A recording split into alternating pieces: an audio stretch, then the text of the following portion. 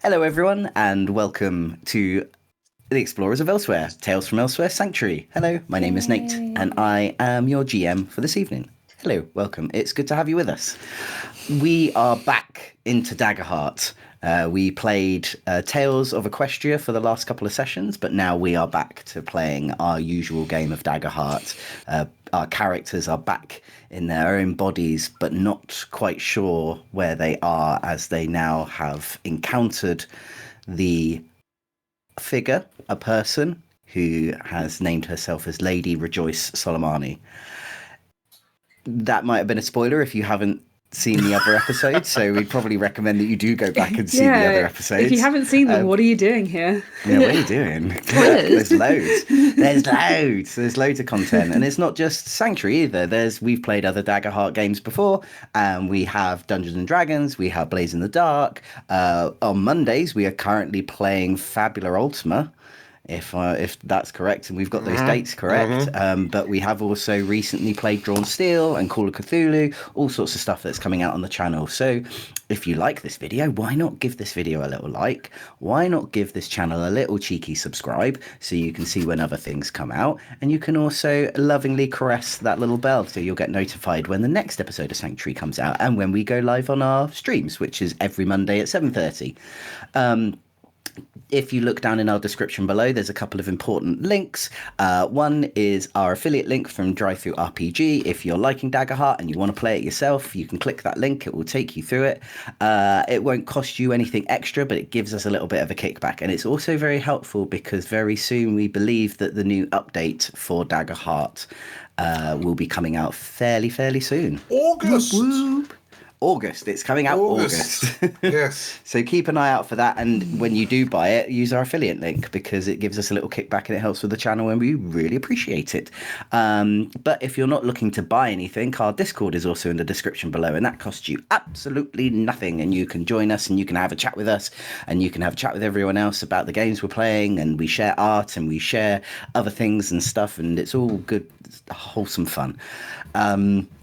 But if you are really enjoying this and you want to see the next episode, so episode 18 will be out now for our members. If you pay like a little bit, I think it's only like a couple of quid, you can now watch the next episode after this one as it gets released early for our members. And it also gets released early for our patrons as well, if YouTube membership is not your thing. But do not fret if you do not have the money. We understand times are hard, times are shit. But the next episode will be released on Thursdays at 7:30 UK time, and you can catch up with all the episodes then. So again, if you want to know, you might as well just subscribe. Do a little subscribe. Go on, be fun. I have my wonderful players with me today. I have Livy. Oh. I have Theo. Hello. I have Georgia. Hello. I have Julia. Hello. And I have DM Dan. Hi. So, without further ado, let's find out where you five are, shall we?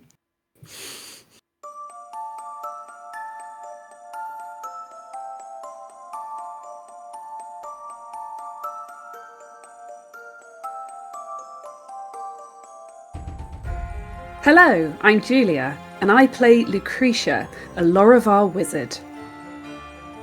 Hi, my name is Theo, and I'll be playing Pally, a Wolfkin Seraph. Hi, I'm Georgia, and I'll be playing Virgil, a Sangravar Ranger. Hi, my name is DM Dan, and I'm playing Mirden, a Wolfkin Guardian Druid. Hi, I'm Livy, and I'll be playing Bo, the Dragon Scent Warrior. And my name is Nate, and I'll be the GM for this adventure.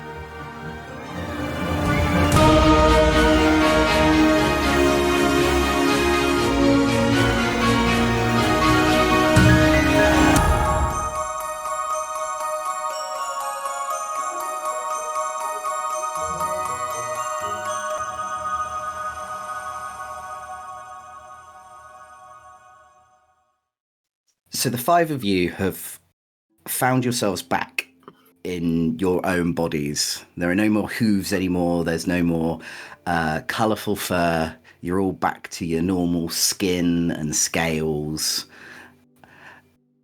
And you have found yourself what appeared to first off be just a blank white void, just a blank white space, which then, as you settled down to sort of like survey your surroundings, items and objects started popping up into existence.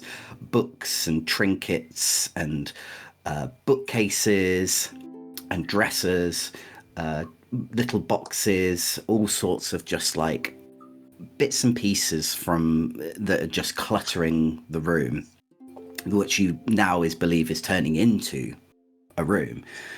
There's sort of magical lights and flower garlands and dream catchers and small little trinkets on chains that are hanging from the ceiling. And gems and shoes. And gems and shoes.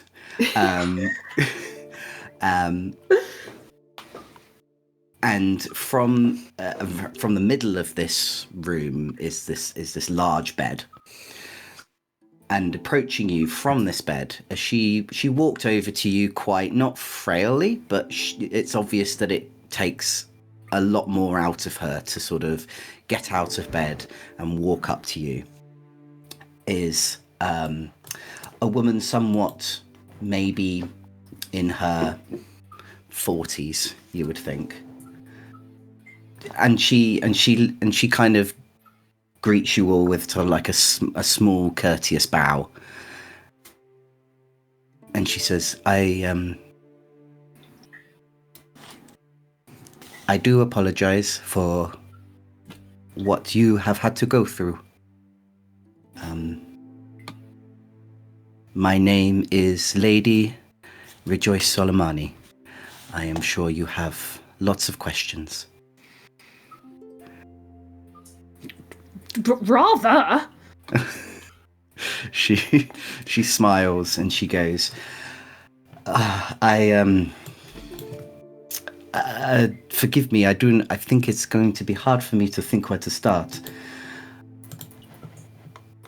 Probably the main question, the biggest elephant in the room, you would say. Yes, I am Rejoice. I am, and she sort of goes in verticalness, the princess, if you would say. Though the princess who you have met is somewhat me and not me. She is a vision, a representation of myself as a child that my mother keeps alive, you see. Hold on. So, and actually at this point, Lucretia just dives into one of her books and starts frantically leafing through She's pages. been making game notes. Yeah. But yeah, so she seems busy with this, and she's muttering to herself while she does it.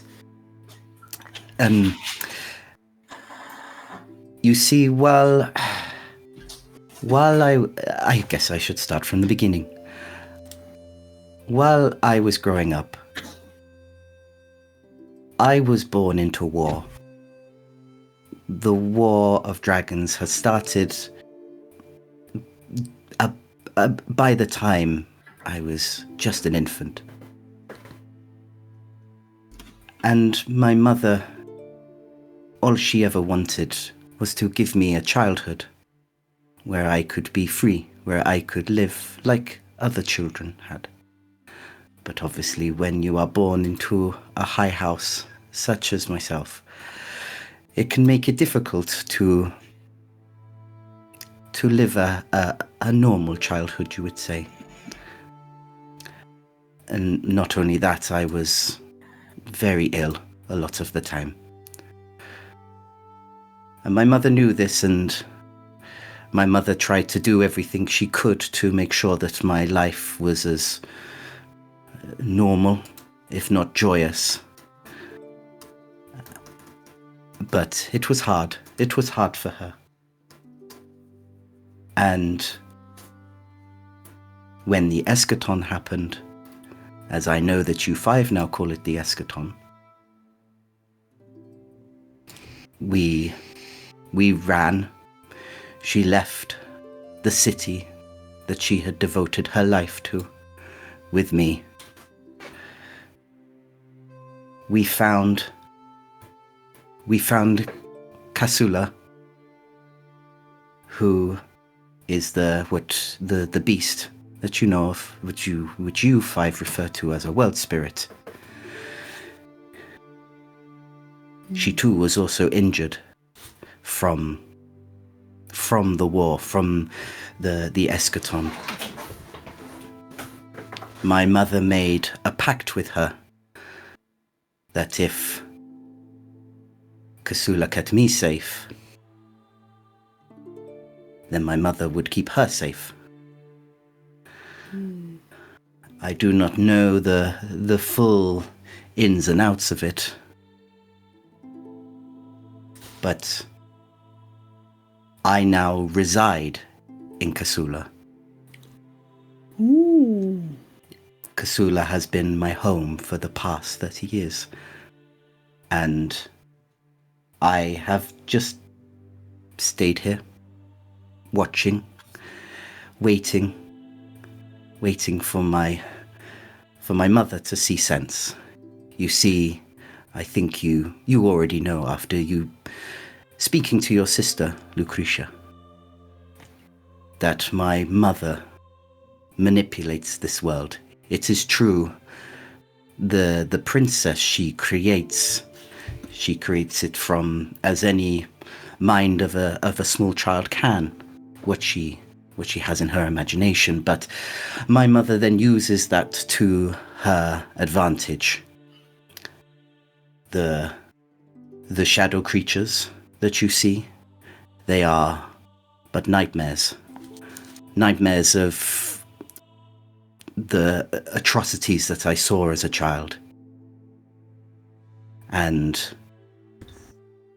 my mother uses them to collect the magic that she needs to power this world. You see, she has been fully aware for a long time that elsewhere is out there. But she keeps us all prisoner, you would say. Lucretia's looked up from her book by this time and has been listening with rapt attention and says, "But to what end? If she knows that you're no longer a child, so why all of this? Why make the world so delightful for children? Why maintain a representation of you as a child at all?" I think once upon a time, I think my mother was waiting for the perfect moment when she knew we were all safe, and that she knew I was well, and that I could then live my childhood. In a way, she's seen this representation of me as an opportunity for me to live a childhood I was never able to gain. I find it all incredibly silly. Even though I was born into war, I was not a child of poverty. I was a child of great privilege. And as much as I would love to like to continue to actually be myself, unfortunately, I think the years that my mother has run this world have driven her quite mad. I suppose sometimes it's easier to live in a fantasy than it is to accept the real world.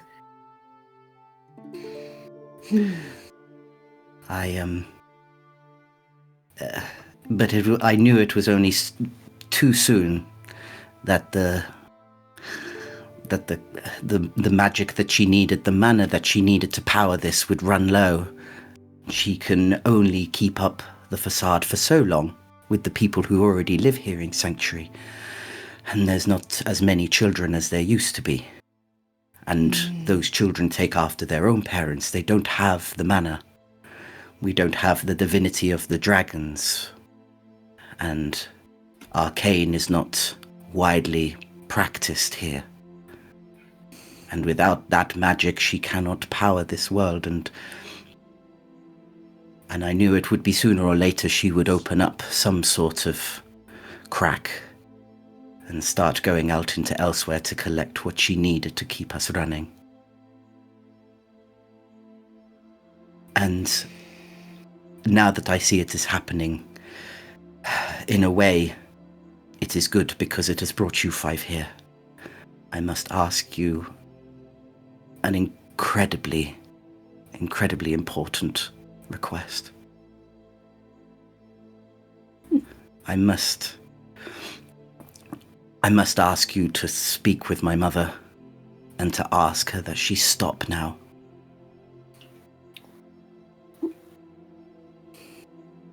Well, I know that how do we get hold of? this I can give you some help with. You may be able to find her if you go, and if you're able to get the princess, I think, get past her court, I think this will bring her out of hiding. So kidnap the princess.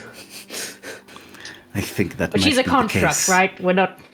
There's no. Actually, kidnapping yes, you. do you know how your mother's doing it? Because that's quite important. This isn't a real child glamoured to look like you. This isn't... It is getting a me, bit dicey ethically right now. It is me and not me. No, I I'm don't sorry, like it's hard that to- answer, Rejoice. I don't like that at all. Yeah, you said that, but we need to know what exactly it is.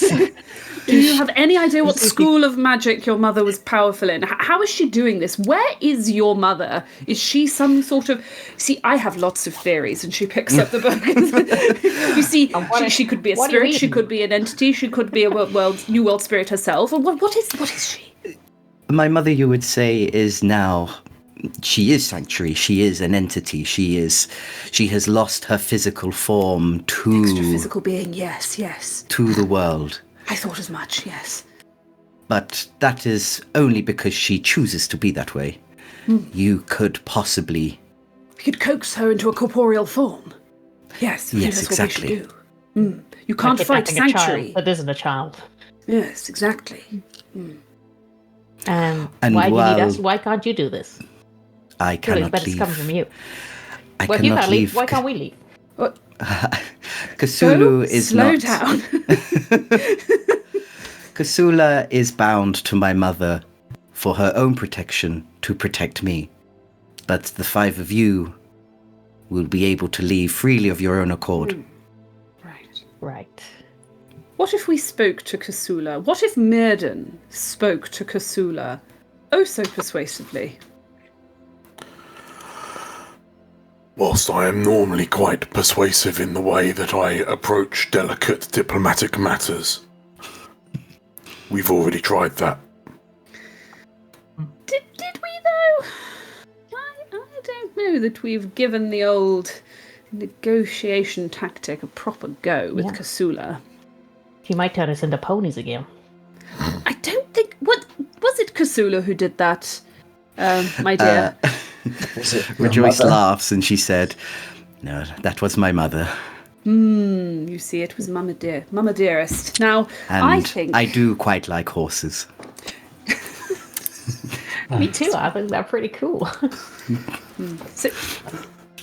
So I think it's worth a try. But assuming we cannot get anywhere with that, yes, of course, we will find Mama. I have a question, actually. You said that the shadows are nightmares? Like Yes. your nightmares or your mother's nightmares? How do they work? Can you give advice on how we can get rid of them completely, or is it literally just your mother holds the reins on them? The shadows are technically my nightmares. They are technically the princess's nightmares, with us being, in a way, one and the same. My mother controls them. Now that they are into being, she can technically use them as much as she wants. So, unfortunately, there is no way of completely destroying them until she decides. And one more question, because I think I kind of need to know. So Paddy thinks back to his test where he was told that Axe Daddy is not his Axe Daddy, for context. He's everyone's ex. Did you ever meet, when you were young, did you ever see anyone dressed like me? Is that why there's a nightmare that looked a little bit like my father once? She looks at you and she approaches you, Pally, and she holds out her hands towards your temples, and she kind of says, "May I? It will hopefully answer your questions." Yes, better. Of course. She gently places her hands on your temples. You don't feel much besides from just like a small warming. And all of you can see that this room changes. And it changes into a courtroom. It changes into like a large sort of almost throne room in a way. And you see sort of like in this large high-backed chair, another woman who looks sort of similar to Rejoice, as in older Rejoice, but she is much more regal. She's much more sort of like large sort of billowing like afro hair. She's wearing gold chains that sort of like clap all over her, a long ornate dress, sort of like gold rings that sort of like clap round her fingers and then sort of like hold sort of delicate gold chains all the way up her arms. The five of you are sort of standing there looking at her, but you can tell that obviously your sort of like presence here is not noticed. And Rejoice sort of takes her hands. She takes her hands off your temples, Pally, and she says, "Your father." And as another sort of image that just sort of like appears out of nowhere, but is standing at the foot of this throne, is a tall, sort of like grey-haired wolfkin man who is wearing the same regalia as Pally is, and it looks like he's sort of like regaling sort of information quite sort of like professionally, and quite basically sort of bestowing information to this sort of like very regal lady in this throne. You can't hear anything that's being said. You can only just see that there's obviously some sort of conversation. Your father and his army, they came to protect us at one point. They knew that we were in danger of surrounding traitor armies. And I remember him being a kind man. I remember him, though at first I was frightened of his presence, of his very stern look, of his large build. But I remember that he kneeled down to me, and he smiled a warm smile, just like yours.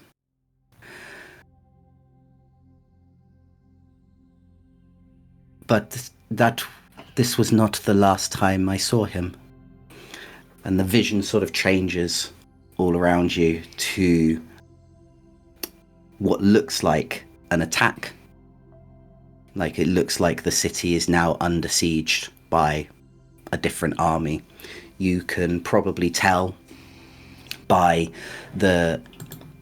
what your obviously your father is wearing the regalia of is it Renengar? Yeah. Your one? Mhm. Your one. Your dragon. Your one.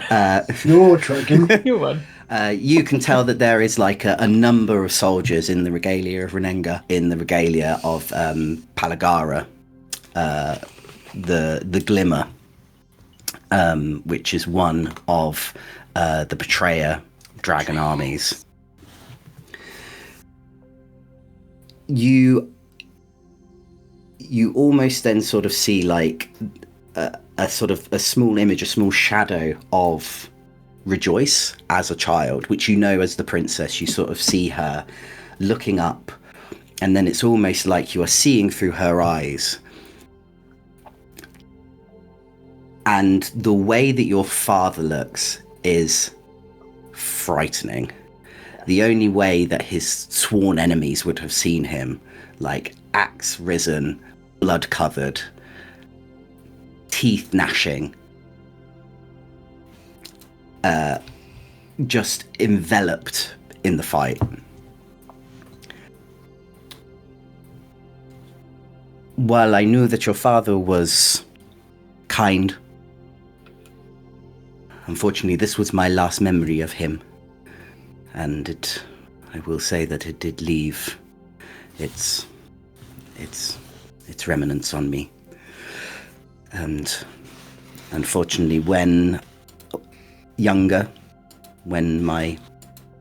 my younger self would get scared, I would remember these images. And I do believe that these are the images that cause the shadows.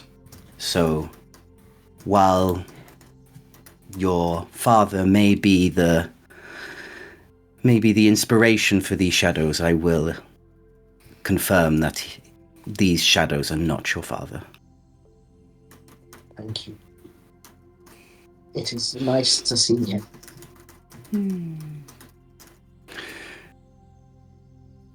I can. She sort of softens the area.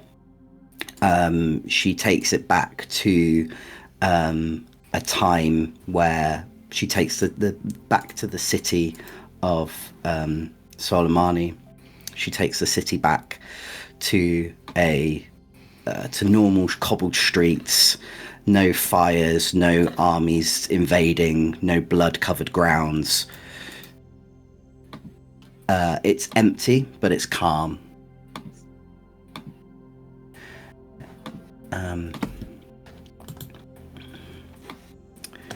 Palia, when was the last time you saw your father?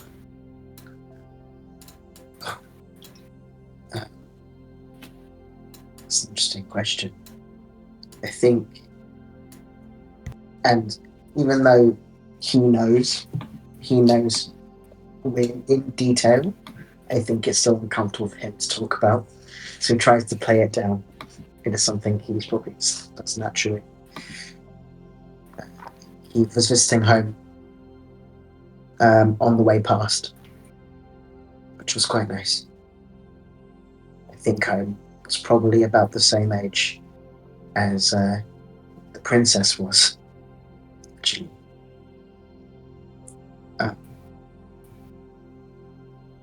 Even when I started fighting at the war, I didn't really get to see him, so it is my last proper memory. He was kind and tired. The war seems to make everybody tired.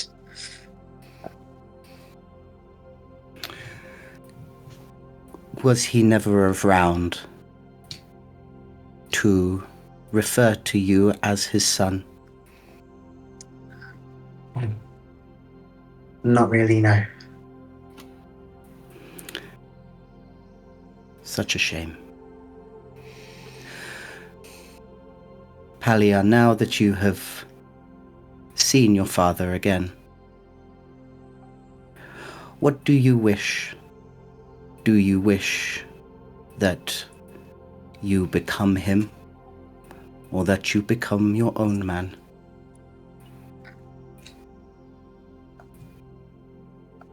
I didn't really know him. It would be fair to want to become someone I didn't know.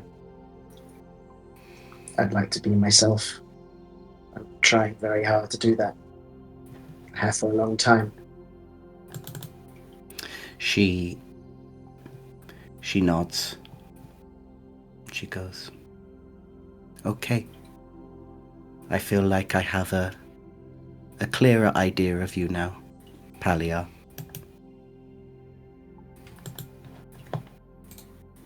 And let's have a look. Doo-doo-doo. And she places her hand now on your chest, and you feel something warming, sort of like fill yourself, usually where you feel that divinity that you get from Renengar.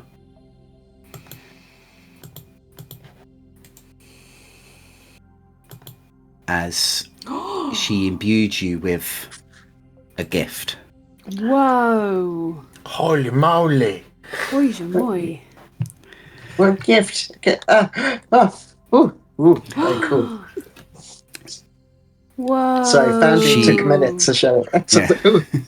Yeah. She looks at the other four of you and she says, I too can bestow gifts, but I need to know more about you to understand what might be right.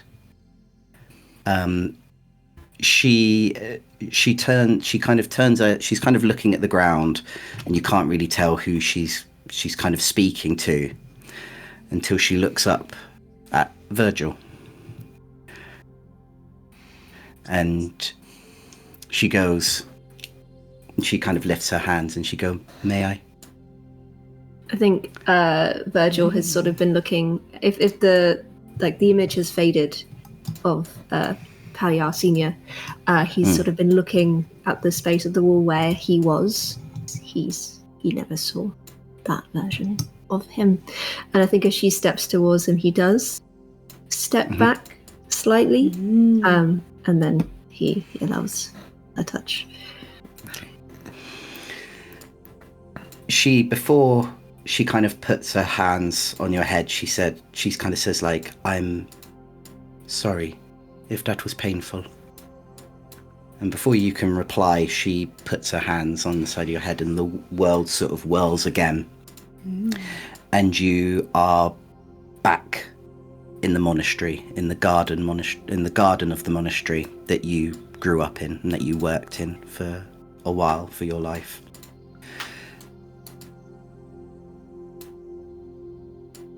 Virgil, you've gone through a lot of hardship. You've gone through a lot of people leaving your life. Is that true? I've never considered it like that.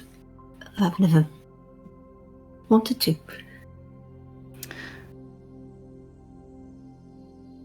She kind of whirls up some more of the people who lived in the monastery, the other monks that you would have known fairly well as they walk through.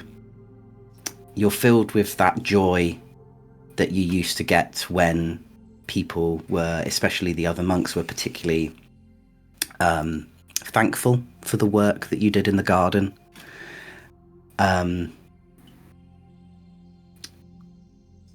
Are you sure?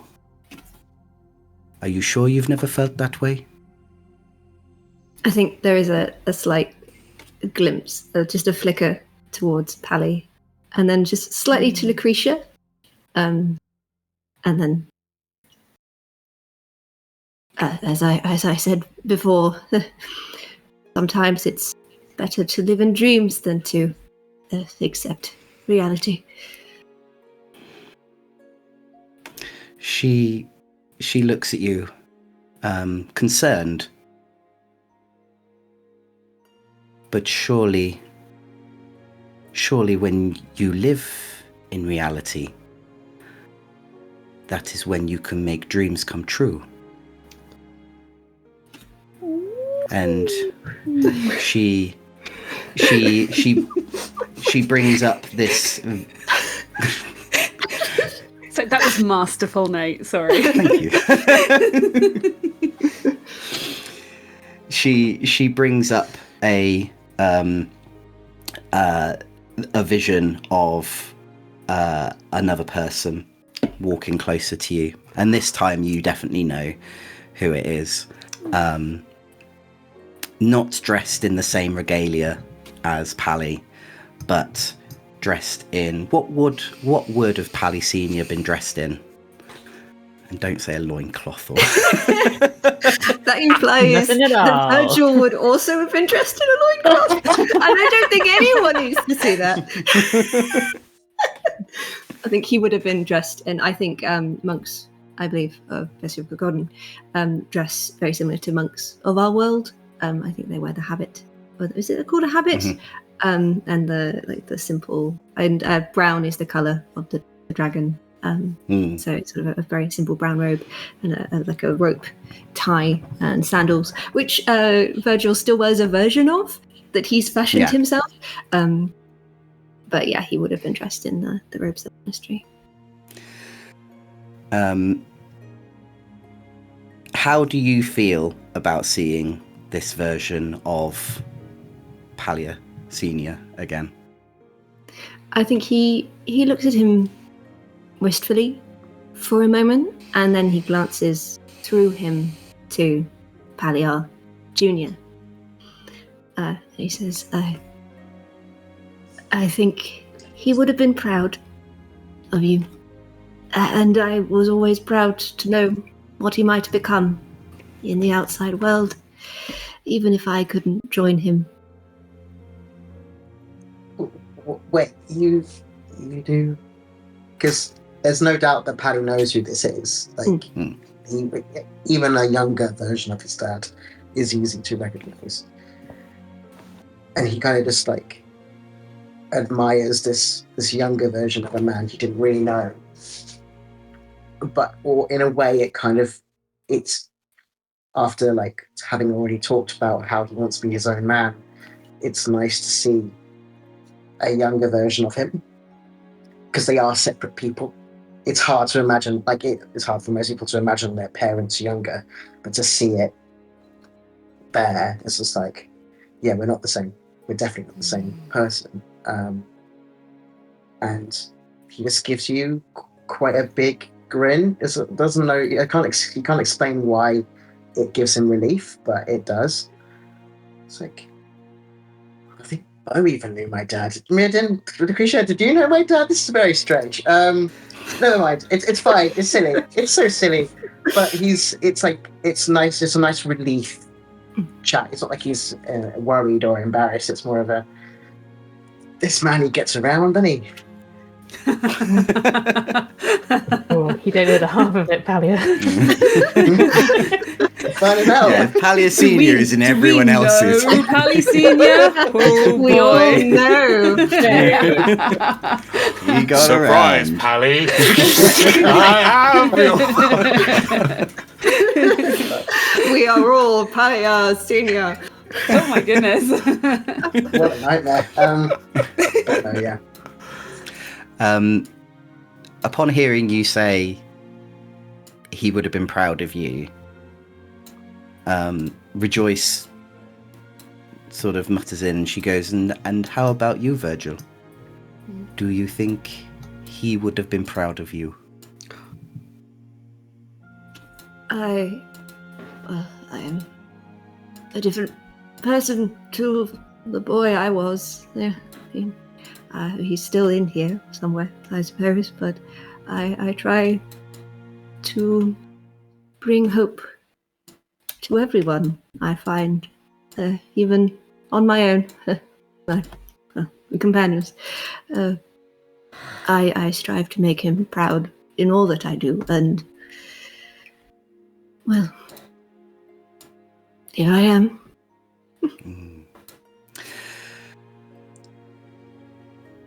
it feels like that with the much loss that you've had in your life. You lost your love, you lost your monastery. You fear that you lose your faith, you lose your God through the curse that has come from the betrayers. Now that it obviously looks like there are people here who do not want to leave you, who will stand by your side. Tell me, will you continue to stand with the people you so wish to bring help to? Or will you continue to hide in the forest? I have found my purpose here, I think, and people who need me. What was that? Ever in doubt? She smiles warmly at this response. And she puts her hand upon your chest. And you can feel that warmth that you get when you know that Gagolden A gift. is really... when Gagolden is really speaking to you. And she says, I hope that this will be powered by that hope that you have still after so much loss. He nods in gratitude. She turns to Bo. I don't know if anyone wants to see him inside my head. She smiles again, and she kneels down to your height. But then she goes, "But may I?" Well, what you look at it? Well,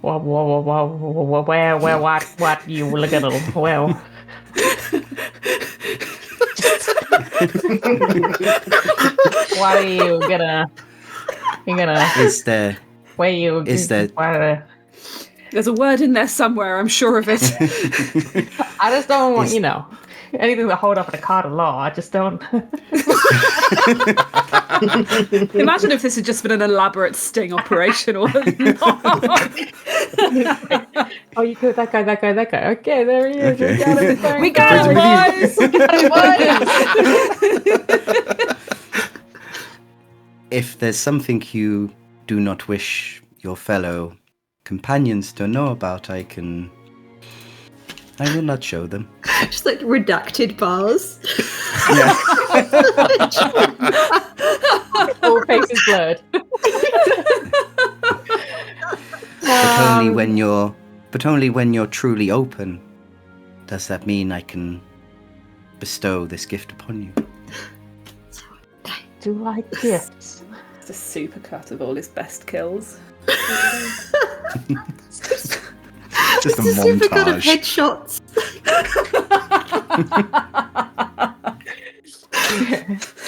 I think Bo just kind of looks at everyone, just like eye contact with everyone for a couple of seconds, and then he's just like, "Fine, you can show them." She smiles and she places her hands on your temples, and you feel that warmth sort of like rush through into your brain as the whole world swishes around again, and you are back on your ranch with your father. Back in Ponyland. And you're back in Pony. Yeah. And you are now a Truly princess. happy. And you're back on the ranch. The different sort of like creatures that you used to herd are sort of grazing in the meadows around, sort of like dusty paths that sort of go up to sort of like a rickety old farmhouse that you and your father used to live in, that you grew up in with your father.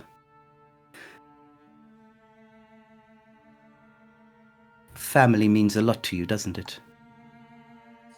Yeah, family's the only thing you got. Other than your gun. Your father gave you that gun, didn't he? Well, yeah, so I guess the only thing you do got is your family. Yeah. Tell me, Bo, does your father know what you do?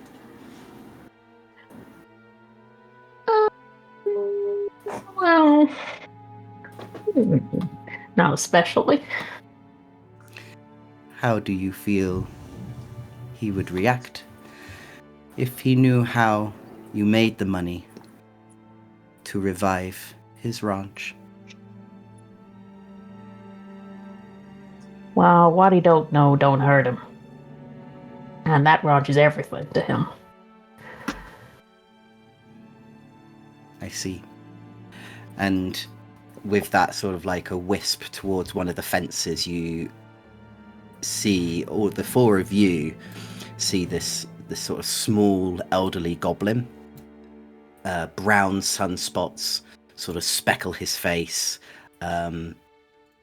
It obviously looks like a kind of guy who has worked the fields his whole life. He has sort of like the only way that a goblin really can have, sort of just like that sort of worker's tan. But he's leaning against this fence and you can see this sort of like 20-yard stare. Like this is a man where something in him has broke. And Rejoice sort of looks at the figure of the fence and then comes back to you, Bo. And she says, I am in no way questioning your ways of retrieving your funds to revive your father's ranch. At the end of the day, we all have to make ends meet, and we all have our talents to do that. But you have proved of your time in Sanctuary that maybe your current talents could be changed, maybe for the better. Tell me, Bo, would you consider putting that past behind you?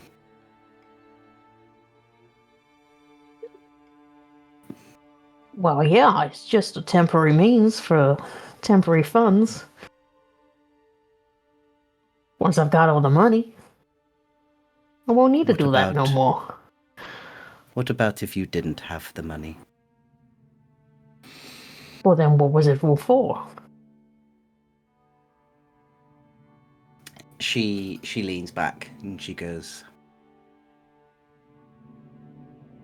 okay. She rests her hand on your chest. And I'll ask you, Livy, how do you think it feels for you? What kind of feeling do you feel like you're getting in your chest? I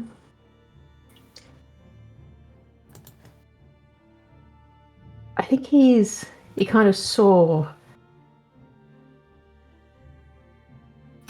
like everyone else's faces, they got theirs, which was a kind of sort of warm, soft feeling. I think he feels he's expecting it to be warm, but it's not really. It's more kind of a bit sort of cold. Okay.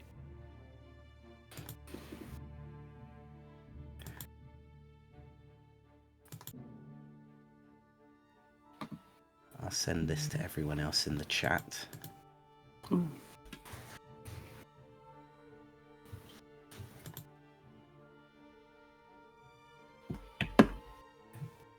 Ooh. She says, It feels like to me your life has been a lot of survival. And I hope this helps.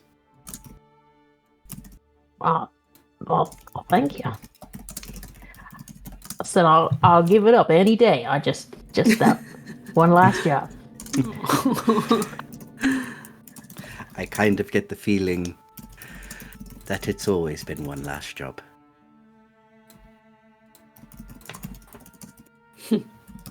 And with her saying one last job, she kind of like your father disappears and the ranch disappears and you're back in the traitors camp, but there's no one else there besides from Avala, who is sitting there by the fire. No, you can cut the track now. You can cut the video. Is there anything that the four of you think from seeing this?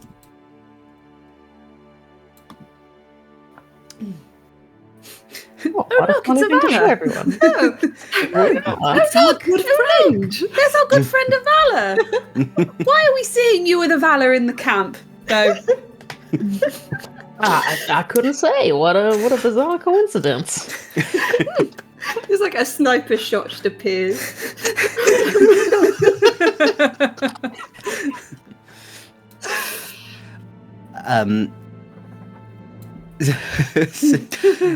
Kind of keeping within the camp, Lucretia, you can't help but notice then hear some shuffle of some footsteps behind you as your sister comes into view. And Rejoice looks at you and she says, I have always been an only child. It must be wonderful to have family, to have siblings. I've heard mixed reviews of it, but for me, yes, it was rather wonderful. She raises her hands to you and she says, may I? Of course. She puts her hands on your temples and the world sort of like whisks around the five of you again. And you are in a very sort of like, not, it's rather grand, but it's not like ornate or anything. It's sort of like a rather grand-ish sort of home library. And you notice that your mother is there, and she is sitting on this lovely sort of plush couch in this library. And she was like, Lucretia, how did your mother take it when your sister went missing? Well, not well. But then, what mother would? Do you feel she blamed you?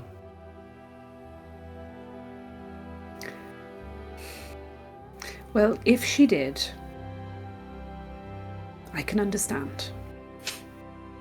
I mean, not that I was there, of course, but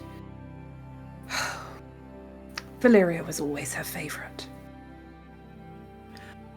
Why would you say that?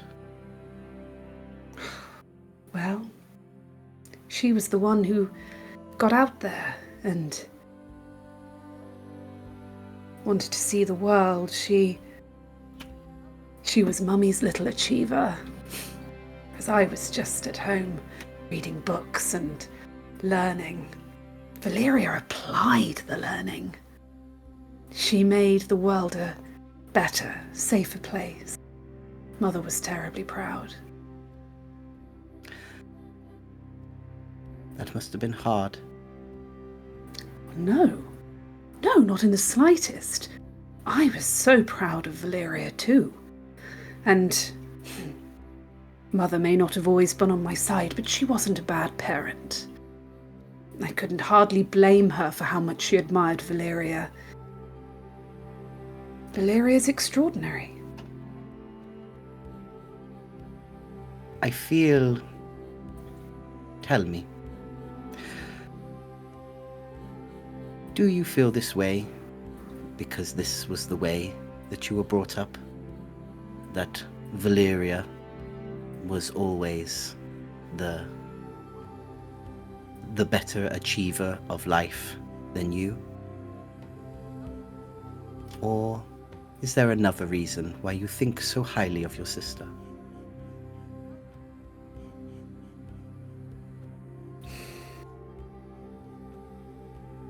I suppose there was a part of me that always wished I was as brave and intrepid as her. But that's just never been me. And I think I've made peace with that. I think I've come to value myself and my temperament and what I bring to the world. It may not be as showy and as obvious as what Valeria achieves, but no, I'm proud of myself too. Now. I believe that with you being here now that you're very intrepid. Would you not agree? Well, needs must and all that, you know.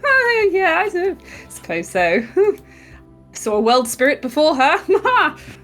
So yes, I suppose so. I find it wonderful that you have such esteem in your own self, in your own powers. Thank you. Your own successes. And she presses her hand against your chest. Ooh.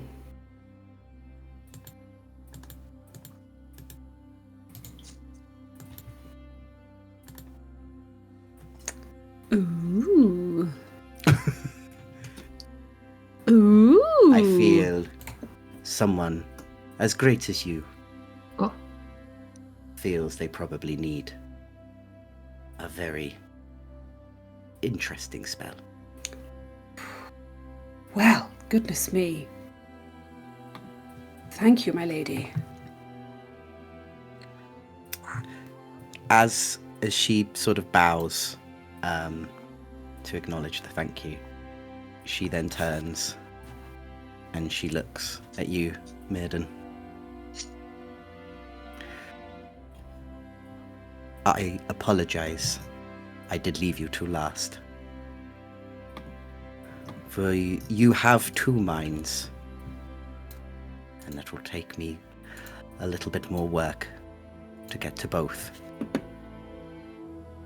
And she lifts her hands up to your temples, and before touching them, I put my hand up. I'm not entirely sure. I want to know. She puts her hands down and she says, "What are you scared of?"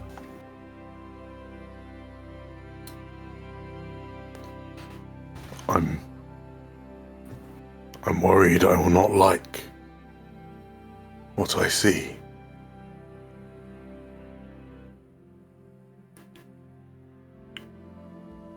If it is as bad as I think it is, I worry I won't have the strength to accept it.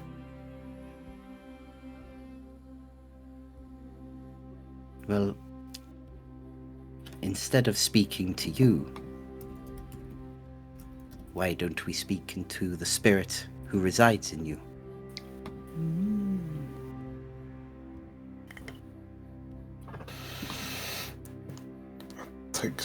Min takes a deep breath and closes his eyes and sort of like tilts his head forward slightly.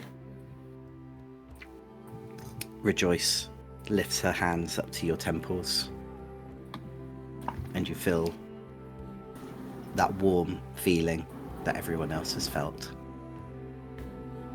And then you feel like a jolt in your chest,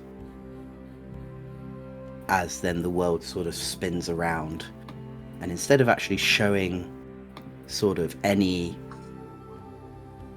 sort of space that you know, that any of you know, you're in like a dense woods. And materializing in front of you is the image of this large bear. And Rejoice, instead of like in the last visions where she didn't acknowledge any of the other sort of figures that were standing there, she actually takes her hands away from Mirden's temples and looks up at the large bear. And she bows politely. She goes, Artiosa, you have lived within this mortal's body for a while now. Tell me, why do you hide things from him?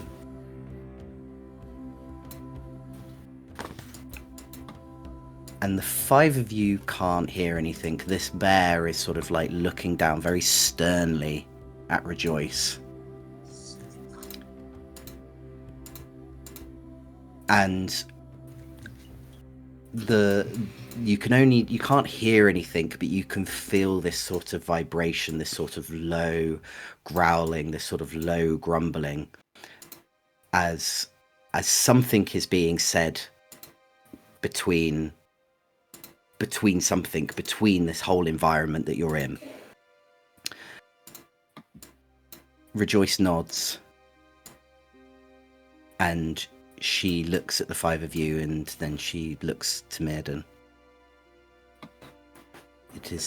Seems that she was protecting you. Tell me, was any deals made between the two of you before she resided in your very soul?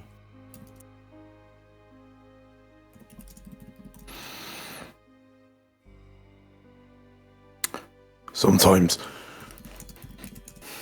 I have dreams of when we first spoke, and I asked her to help me forget, to help me never fail again. And why do you fear so much of failing? Because only through failure can we learn.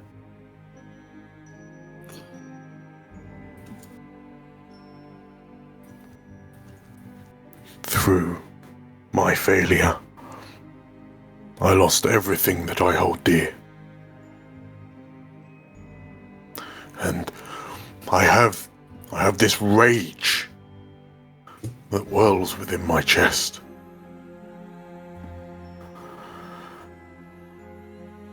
And I needed help to forget it.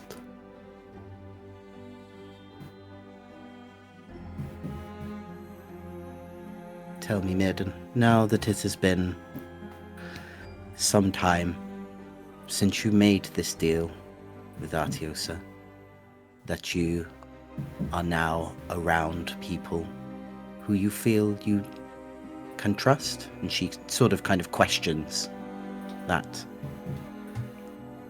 who have seen your fury and have yet not stepped away from you. Would you be willing to relive those failures so you may learn? Or would you like to eternally forget in the fear of letting it all happen again?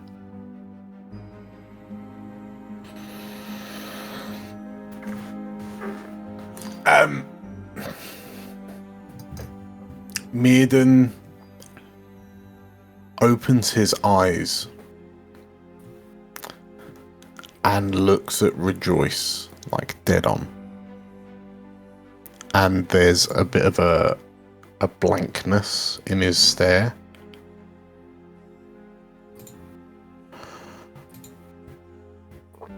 You. If she was able to grow up, my daughter would look like you know. And I can't forget that. She nods. She goes, I know.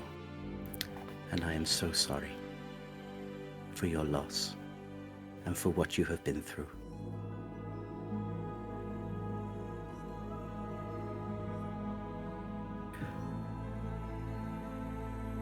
But unfortunately, not all memories can be good ones.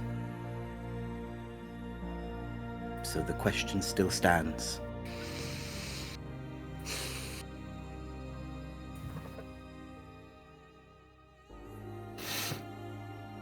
Show me.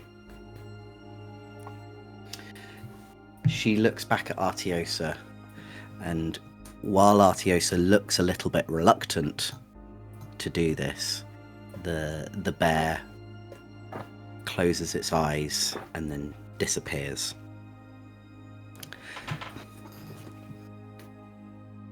Rejoice takes her hands again and she rests them on your temples again, Myrden.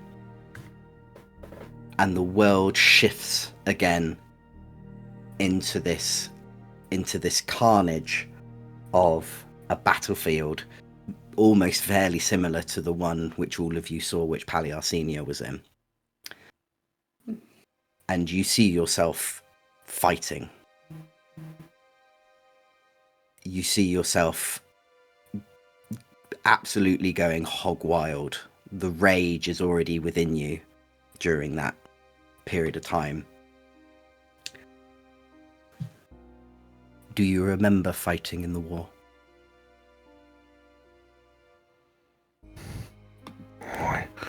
I know I did not, but my dreams are plagued with memories of it.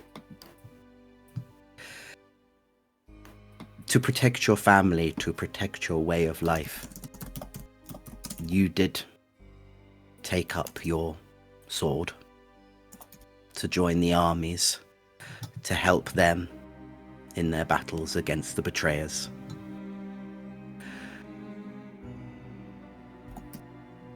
I can understand why you wanted to forget all this. Because even with your sacrifice, leaving your wife, not seeing your daughter grow up, it was all for nothing. Because the Eschaton took them.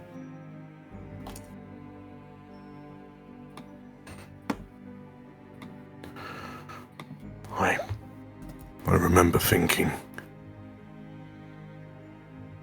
it must have been punishment for the terrible things that I did during that war.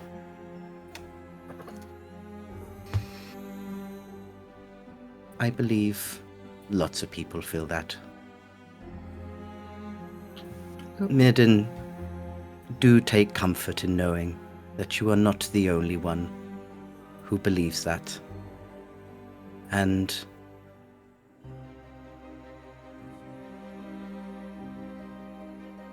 I cannot stop you from feeling like it was punishment.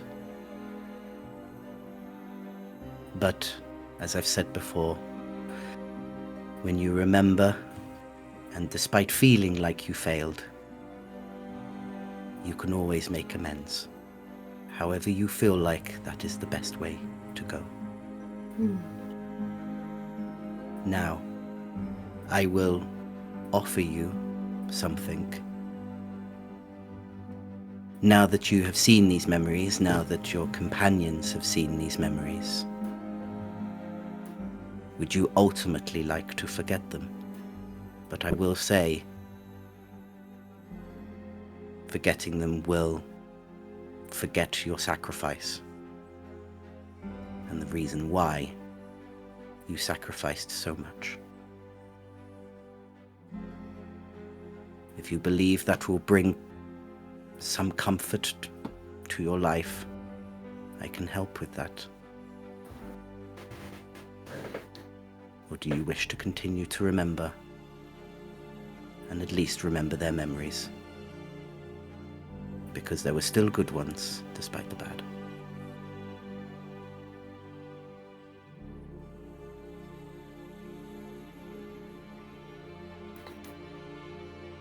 These memories.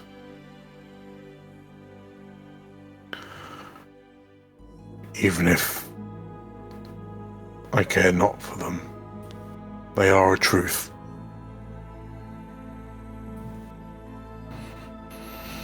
And they are me. I will keep them. She nods. And she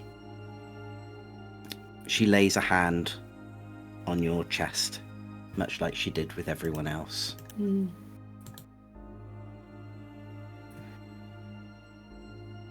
She said, "I'm glad."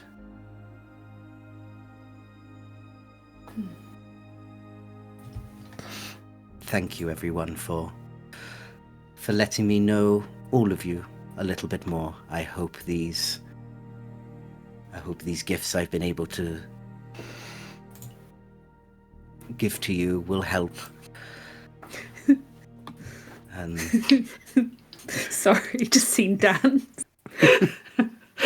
The ultimate troll, Nate.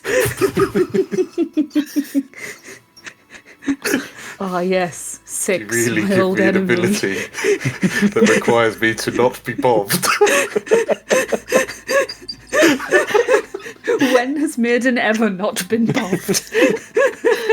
He must find his inner chill.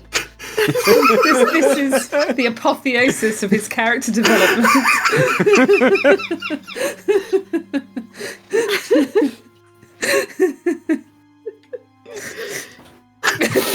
You can do it, Murden. We believe in you.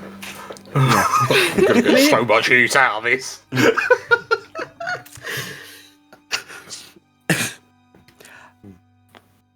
As I can't join you in the fight, this is as much as I can do for the five of you. And maybe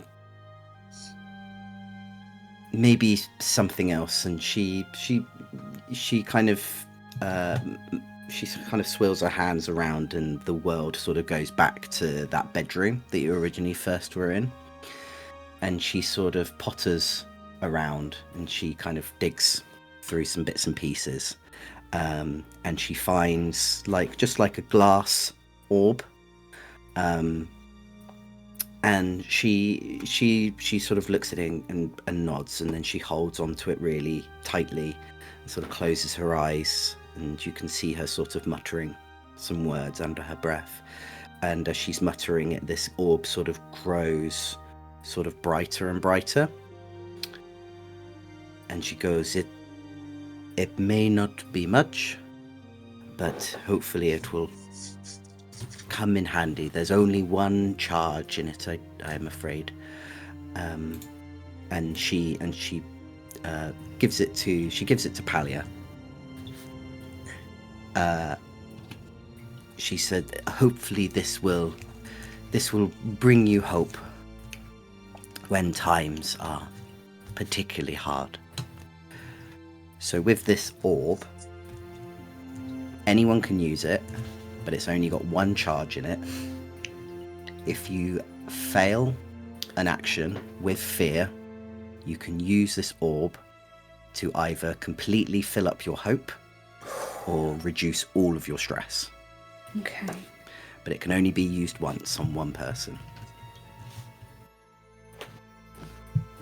Wah. Nice. Do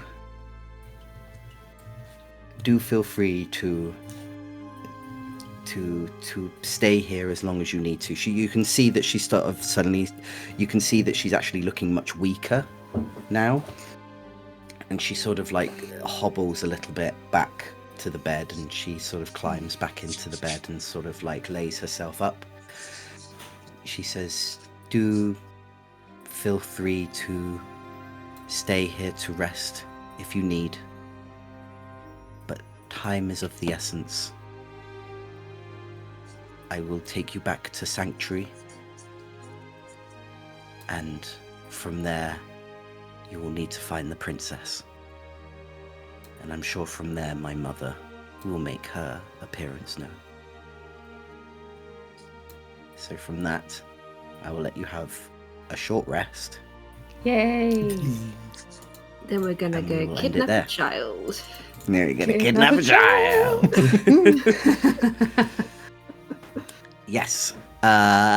If you liked that episode, why not give us a little like? And if you like what we're doing here, why not give us a little subscribe? If you found that interesting and you want to know how the 5 of these wonderful characters are then going to... what's going to happen next, if you join as a member, which is only £2 a month, you can find out right now on our members. But if not, don't worry, the episode will be out next Thursday at 7:30... Round about that time. Ish. Round about that time, UK time. We also stream on Mondays, which is what obviously Dan runs. He's running Fabula Ultima, I think, probably at the moment. Yep. If not for the tales slowly building up to campaign number 4. Yes. Ooh. If you look down in our description, we have an affiliate link to Dryfoot RPG. If you want to buy Daggerheart, please do think about going through our link. It doesn't cost you any extra, but it gives us a little bit of kickback, which is always really helpful. Also down in our description is the link to our Discord, which doesn't cost anything at all. You're more than welcome to join us and have a chatter about this episode, about other episodes, about other games, all sorts of lovely jubbly things like that. I think that's pretty much it. So thank you, 5, for playing. Thank you for watching. And we'll see you next time. Bye-bye. Bye.